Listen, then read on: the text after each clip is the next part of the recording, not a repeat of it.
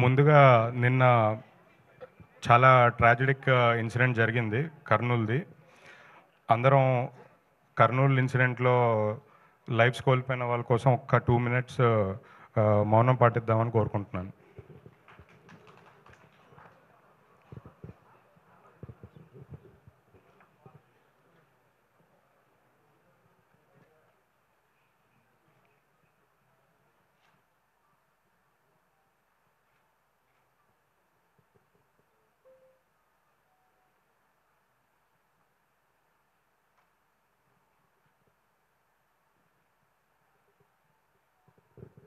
Thank you so much.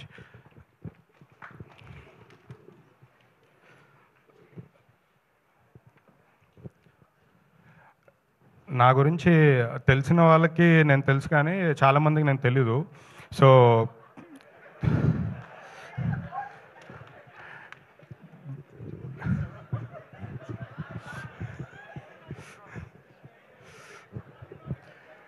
అంటే నా గురించి చాలామందికి తెలీదు. సో బేసికలీ మేము రొటేషన్ కోసం సినిమాలు చేయము, ఖాళీగా ఉన్నాం కదా అని సినిమాలు చేయము. ఏదైనా ఒక కథని గట్టిగా నమ్మితే ఆ కథని ఒక మంచి సినిమాగా తీర్చిదిద్దడానికి ఎంత దూరమైనా వెళ్తాం. ఒక మంచి సినిమా చూస్తే అది జనాల దగ్గరికి తీసుకెళ్ళడానికి ఎంత కష్టమైనా పడతాం, ఏదైనా చేస్తాం. మేము చాలా అంటే నా వరకు నేను చాలా తక్కువ సినిమాలు, ఒక 10 సినిమాలు చేసిన లైఫ్లో 10 గుర్తుండిపోయే సినిమాలు చేయాలనుకుంటున్నాను. నాకు అలాంటి తక్కువ సినిమాల్లో వన్ ఆఫ్ ద బెస్ట్ ఫిలింగా నేను ఫీల్ అయ్యే సినిమా గర్ల్ ఫ్రెండ్.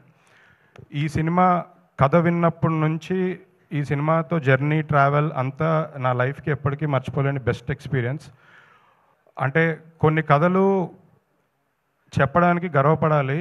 ఈ సినిమా మా అందరికీ ఫస్ట్ మనీ తర్వాత వస్తుంది. మనీ కన్నా ముందు ఫస్ట్ నాకు ఒక సాటిస్ఫాక్షను, ఒక ప్రౌడ్నెస్ ఈ సినిమాకి ప్రొడ్యూసర్ అయినందుకు ఉంది.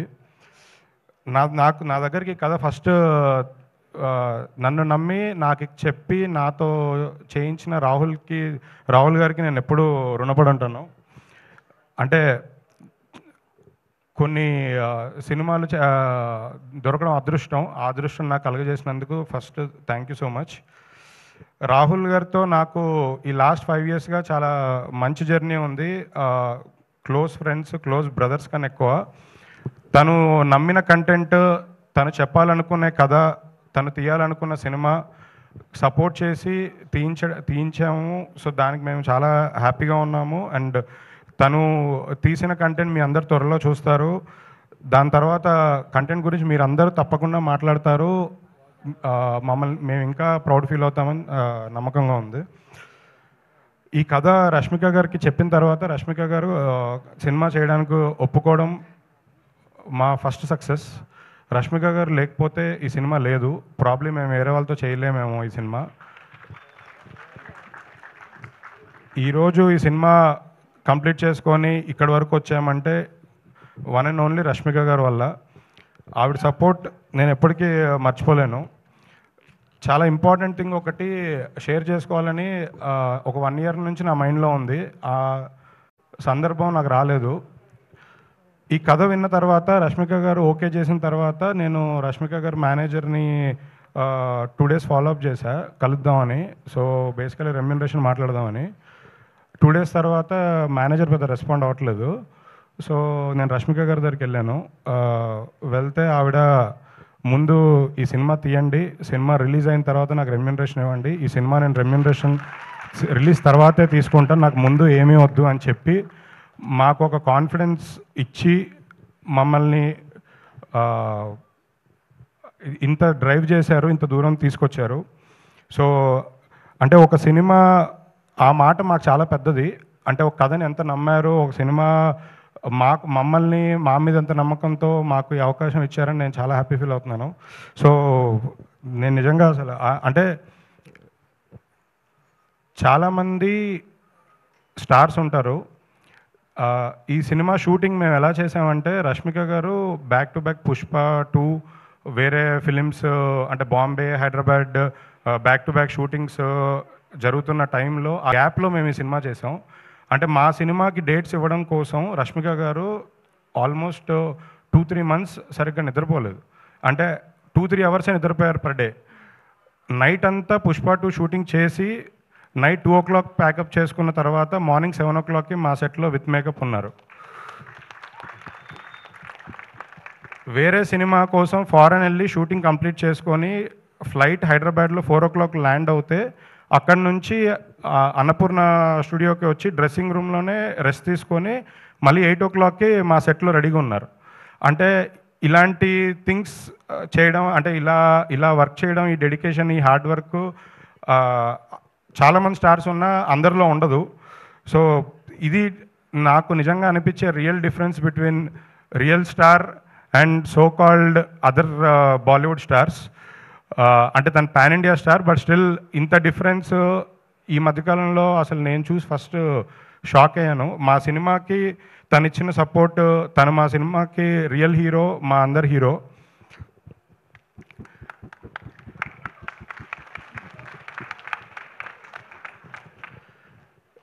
ఈ సినిమాకి రష్మిక గారితో పాటు అంతే ఈక్వలెంట్ పర్ఫార్మర్ హీరో కావాలి.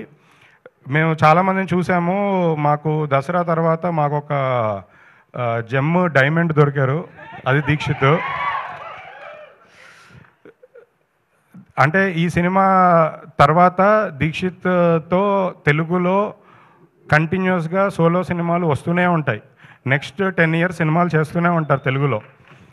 అంటే అదర్ లాంగ్వేజ్లో కూడా తను చేస్తున్నారు కాబట్టి తెలుగుకి ప్రిఫరెన్స్తో, తెలుగుకి ఇంపార్టెన్స్తో తెలుగు సినిమాలు బాగా ఎక్కువ చేస్తారని చెప్తున్నాను. ఈ సినిమాకి మా టెక్నీషియన్స్ అందరికీ స్పెషల్ థ్యాంక్స్ అండి. బ్యూటిఫుల్ విజువల్స్ ఇచ్చిన మా డిఓపి కృష్ణన్ వసంత్ గారు అండ్ అదర్ టెక్నీషియన్స్, స్పెషల్లీ మా మ్యూజిక్ డైరెక్టర్ హేషామ్. తను ఇవాళ రావాల్సింది, అంటే వాళ్ళ ఫ్యామిలీ హెల్త్ ఇష్యూస్ వాళ్ళు రాలేకపోయారు. స్పెషల్ థ్యాంక్స్ టు హేషామ్ గారు, మాకు సపోర్ట్ చేసి మంచి మ్యూజిక్, మంచి ఆల్బమ్ ఇచ్చినందుకు thank you so much. Last thing అంటే అప్పుడు మాట్లాడినవారేమో అని ఇప్పుడే మాట్లాడుతుంది.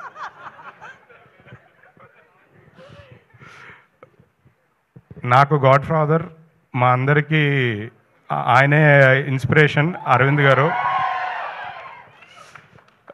అరవింద్ గారు లేకపోతే నా జర్నీ లేదు, నేను ప్రొడ్యూసర్ అయ్యేవారిని కాదు, నేను అసలు ఏమీ లేదు. ప్రాబ్లీ అక్కడెక్కడో కూర్చొని మీ అందరితో పాటు నేను కూడా పాసెస్ తీసుకొని వచ్చేవాడిని ఈవెంట్కి. నన్ను ఇక్కడికి తీసుకొచ్చి నన్ను నిలబెట్టిన అరవింద్ గారికి thank you so much sir.